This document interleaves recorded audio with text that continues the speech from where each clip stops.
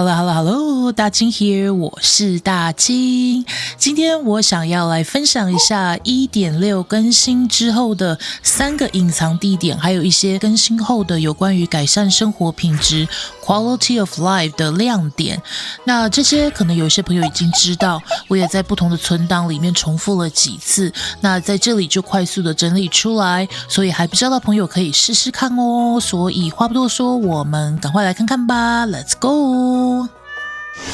那首先第一个是小矮腰帽子，那小矮腰帽子的话是在春季的第17日，在地图的西南方这个大瀑布的旁边会出现一道彩虹，那彩虹的尽头的话呢，就是会有1桶金。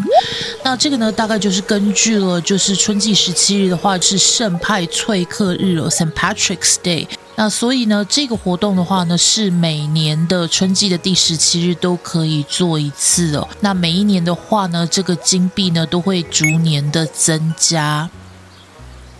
那第二个地点呢，是一个免费兑奖券的地点。那在 1.6 更新之后呢，镇长的家里增加了一个兑奖机，那你可以投入兑奖券来换取奖品。那在 Wiki 上面有详细的礼品清单，那这些奖品呢都是按照顺序给出哦，所以是制式的22个奖品，然后之后呢就是9个固定的奖品的循环。那在这些奖品里面呢，值得一提的是第9项奖品是一本交友导论的书。那这本书呢是在 1.6 更新之后呢，会放在这一个新的项目叫做特殊物品和能力的项目里面哦，需要收集的一本书。那当然这本书呢也可以在第3年的时候在书摊老板的地方用2万金购买哦。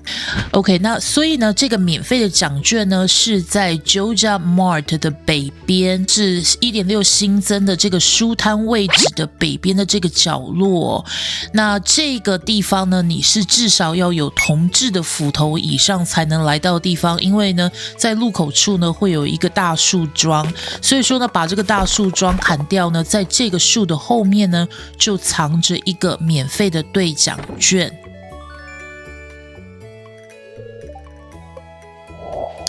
那然后呢，第3个地点的话呢，首先呢，你是要有至少钢制的斧头，还有钢制的十字镐才能抵达的一个地点哦。那这里的话呢，是沿着铁匠铺的右边的栅栏，然后向北走，然后呢，在这个路中间你会看到这一棵把栅栏的一部分挡住的这个树，在这里呢就是入口处哦。那从这里进去的话呢，那你需要砍掉这个大原木，然后还有大岩石之后，然后在这个树的对面呢，你就会看到一个黄金的垃圾桶。那这个黄金的垃圾桶呢，里面有的就是这个小象自助餐的书。那小象自助餐的书呢，也是会放在这个特殊物品和能力的项目里面，你可以在这里看得到。然后呢，基本上呢，这一本书呢，就是可以让你学会在垃圾桶里找到的物品的几率提升1点的书哦。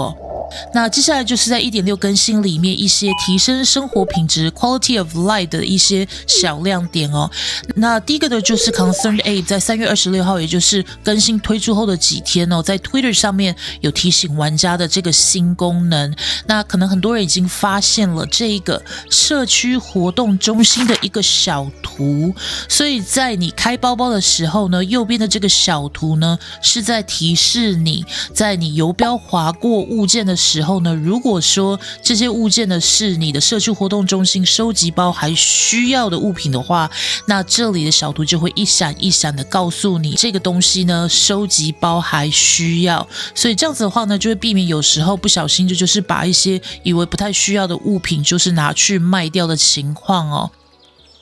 那还有一个改善呢，就是现在呢，我们可以在洒水器上面加火把。那这样子的话呢，就会改善，就是如果说你有一大片农地，中间的地方呢总是暗暗的这种情况哦，所以说呢，这个改善我觉得是非常的有用。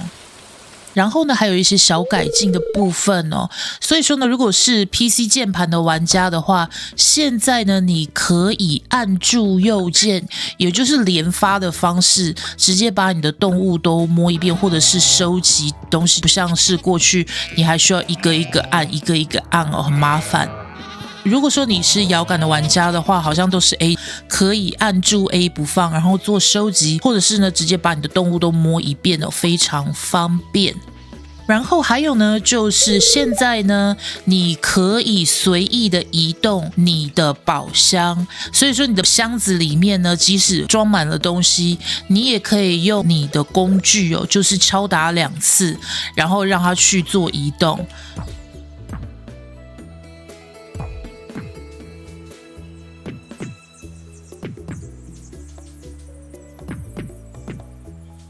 然后呢，这个是 1.6.4 在4月18号新增加的一个小更新哦。现在呢，如果你是键盘玩家的话呢，你可以按住 Ctrl 然后右键来丢掉你工具箱里面的东西。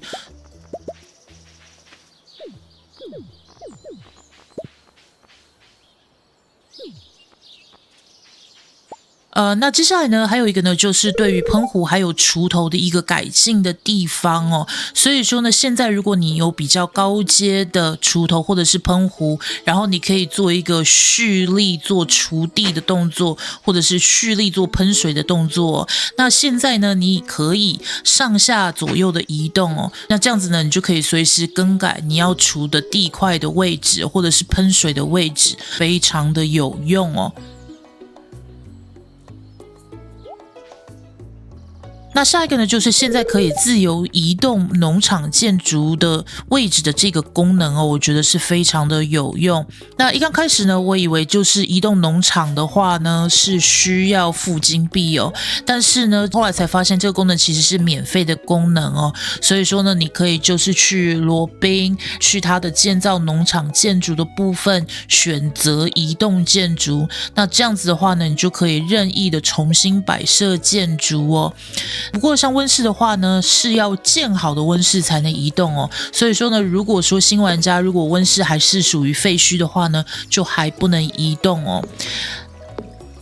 那像新的草原农场的话呢，有玩家算出来哦，总共可耕种的农地的块数呢是2050块，那比基本的地图的3427块呢，足足少了1000多块哦。所以说呢，像是移动建筑的话，可以让出一些可耕种的农地的话，就变得还蛮重要的。像我们新的这个草原牧场的这个地块呢，温室的正下方呢，其实是有一小块小小的可耕地哦。正好是一个倒么字形的地，然后呢，在可耕地的地方呢，种下一圈花，然后中间呢放这个洒水器，然后上面没有办法耕种的这一块呢，就是放一个稻草人，然后呢，在花的范围之内呢，放下我的蜂房。那这样子的话呢，就可以把蜂蜜的收入呢变成最大化哦，所以我觉得非常的有帮助。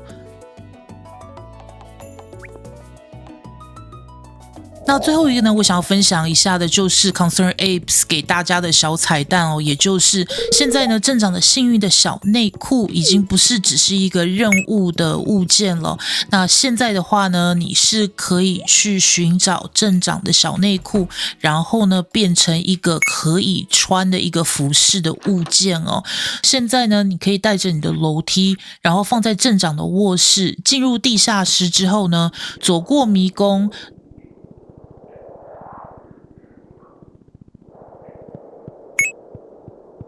得到了这个幸运的小紫裤之后，那当然这个时候你会被这个小紫裤的魔追杀哦，这个是没有办法受任何的伤害，所以说你就是注定要被他追。然后呢，拿到了这个小紫裤之后呢，你可以拿这个小紫裤，再加一条金锭，去 Emily 的缝纫机上面呢，制作出一个镶金边的小紫幸运裤。那所以说现在呢，我就可以穿着镇长的幸运裤，配上我的小吊带跟太空之靴，然后就可以无尽的折磨镇长。